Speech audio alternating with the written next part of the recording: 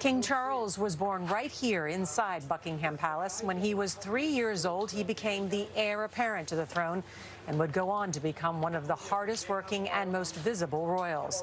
CBS's Mark Phillips has more now on the new king and the challenges he faces. Your Majesty, Mummy. The then Prince Charles at the celebration of the 70th anniversary of his mother's reign. Charles may have been a king in training for more than 7 decades, but he still divides opinion on what sort of king he will be. I think he'd be a very good king. The monarchy is going to be a very hard act to follow. Charles comes to the throne laden with baggage, personal and historic. Personally, he's an eccentric character with aristocratic habits and well-known opinions.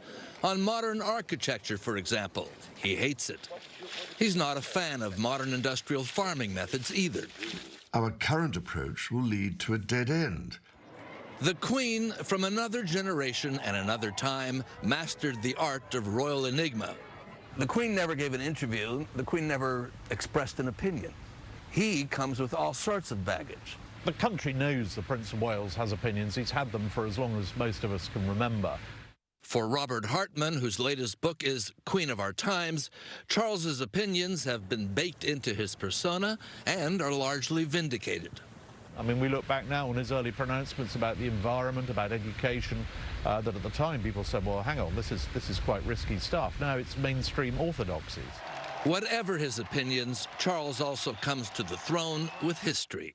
The history of his ugly breakup with Diana and the tragedy which followed.